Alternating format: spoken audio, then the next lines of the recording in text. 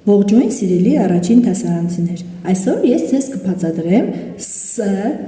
հնչյունի տառերի գրությունը կցուցադրեմ և Ս-ի դիրքը տարբեր բառերում։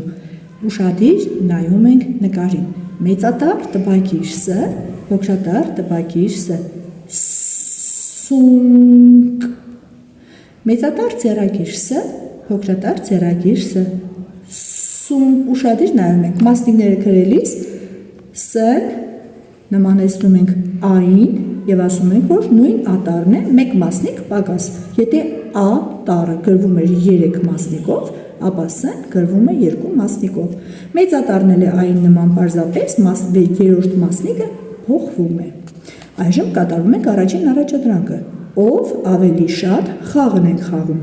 Ասում ենք սկզբում բառեր, որոնք սկսվում են Ս-ով։ Սունկ, երեխաներին առաջարկում ենք, դուք ասեք Ս-ով սկսվող բառեր։ Սար, սուսան, սիրտ, սեր, սեղ, սմբուկ։ Հաջորդը ասում ենք բառեր, որտեղ բառամիջում կա Ս։ Աստղ, մասուր, ասեղ, նապաստակ։ Եվ վերջում ասում ենք բառեր, որտեղ բառավերջում է լսվում Ս-ն։ Կարաս, սիս, մասիս։ Նայում ենք ներքևում, նկարված է սարդ։ Սարդ կազմված է 1 վանկից 4 հնչյունից, եթե նկատում եք մեկը ավել է տպված։ Ս-ն գտնվում է բառասկզբում։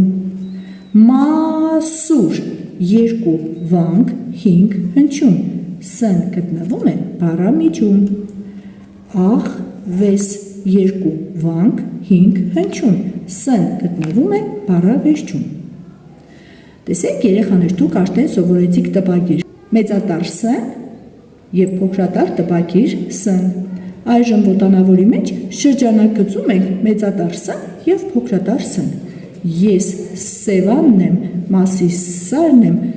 Սասունցի Դավթի կայծակ Սուրն եմ։ Երեխաներին կարճտալ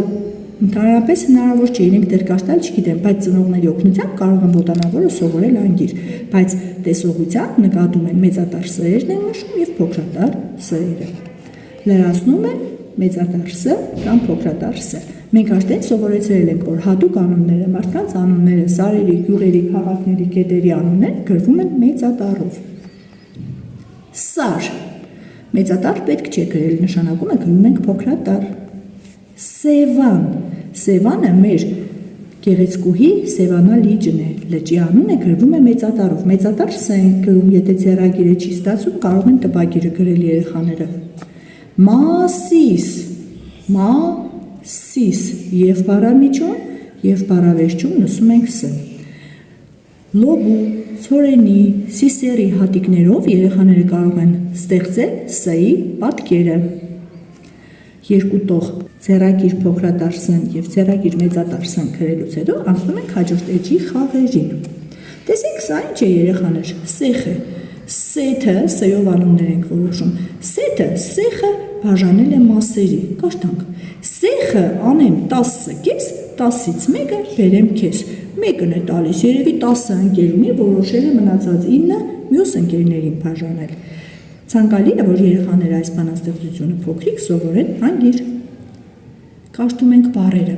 Նախ այստեղ երեխաներին սովորեցնում ենք փակ վանք և բաց վանք։